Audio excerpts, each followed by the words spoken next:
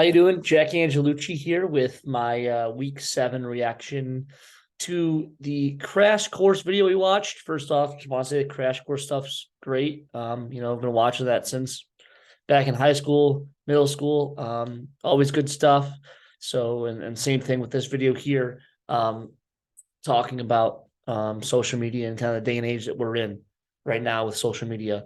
I think the first thing that John was talking about that kind of caught my attention was just how we kind of passively go on social media just because there's no real reason why. We just kind of participate in it because it seems like everyone else is, and there's no real rhyme or reason to why we do that. It's just following the leader, I guess. Just hopping in a line and doing what the social norm is, if you will. We kind of just passively find ourselves scrolling because that's what we think is the normal thing to do or the correct thing to do in today's day and age.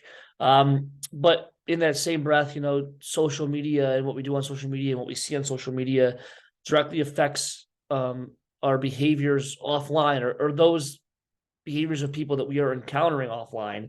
How many times do you see something on social media like he talked about, right? And it turns into an argument in real life because you bring up somebody, hey, I saw this on social media. They have a different view than you, and you guys go at it simply because something you read on social media and they don't agree with, or you don't agree with, whatever that may be.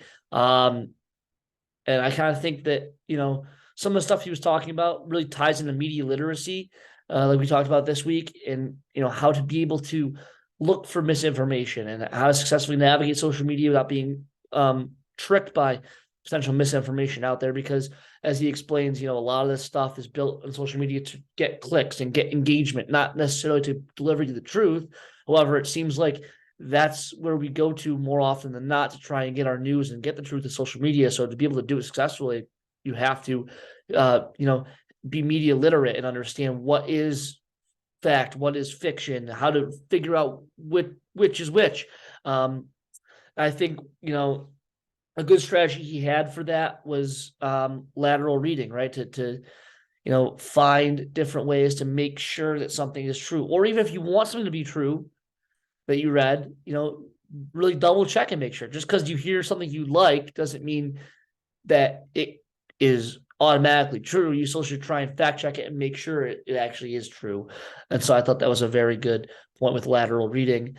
And then, one of the interesting things I thought too was kind of talking about filter bubbles, which, I find myself getting in sometimes on social media, is where it seems like you're seeing the same thing over and over and over again. And he explains exactly why that is, because they're trying to get, trying to show you things that they think you're going to engage with.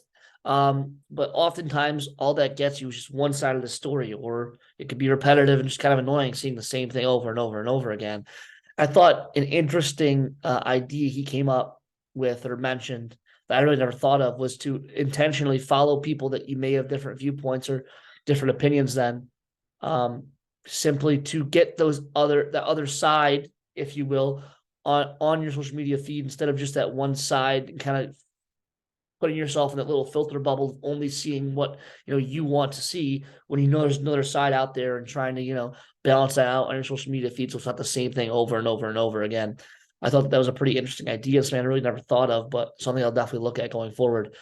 So that was kind of my main takeaways. Thought it was a great video, like I said, and a real good one to end off this semester with. So thanks, I appreciate it.